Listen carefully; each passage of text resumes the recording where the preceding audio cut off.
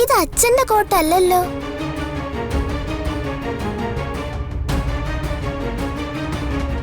ഇത് കോട്ടല്ലല്ലോ. ഉമ്മുക്കുൽസുവിന്റെ ഡ്രസ് പോലെ.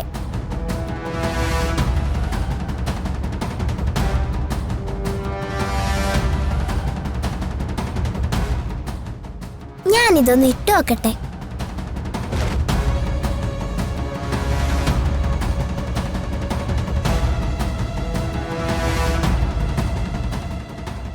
ഇപ്പൊ എന്നെ കാണാൻ ശരിക്കും ഉമ്മുക്കുൽസുവിനെ പോലെ തന്നെ ഉണ്ട്.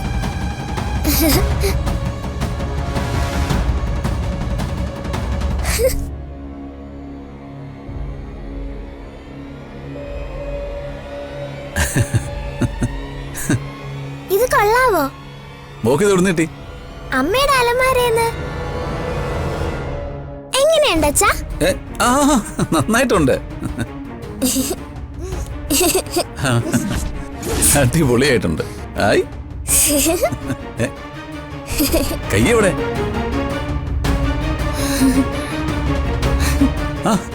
എടോ, താനത് കണ്ടോ?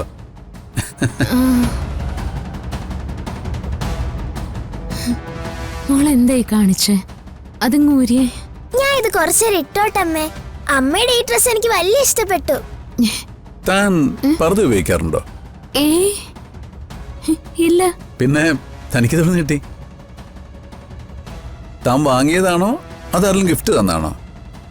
അത് പിന്നെ ഞാൻ വാങ്ങിയതാ. എന്തിന്?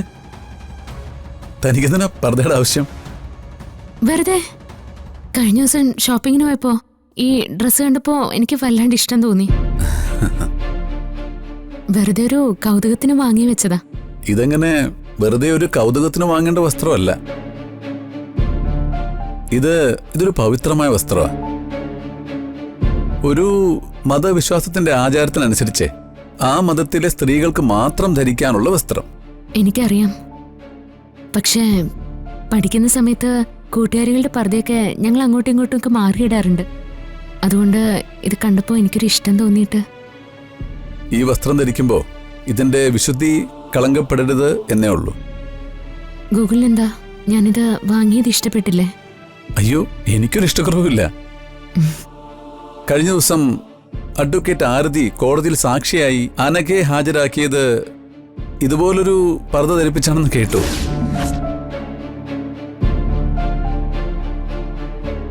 ഈ വിശുദ്ധ വസ്ത്രം ഒരു മറയായിട്ടൊക്കെ പലരും ഉപയോഗിക്കാറുണ്ട്. ഒരു സത്യം തെളിയിക്കാനായതുകൊണ്ട് അത് കുഴപ്പമില്ല, അല്ലേ? എന്തായാലും ഇവളിത് ചീത്തയാക്കുന്നതിന് മുമ്പ് താനിത് വാങ്ങി സൂക്ഷിച്ചു വയ്ക്കാം.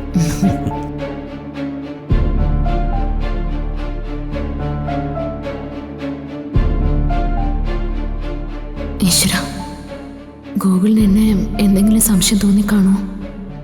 അതുകൊണ്ടായിരിക്കോ അനഘയുടെ ഉദാഹരണം പറഞ്ഞത്?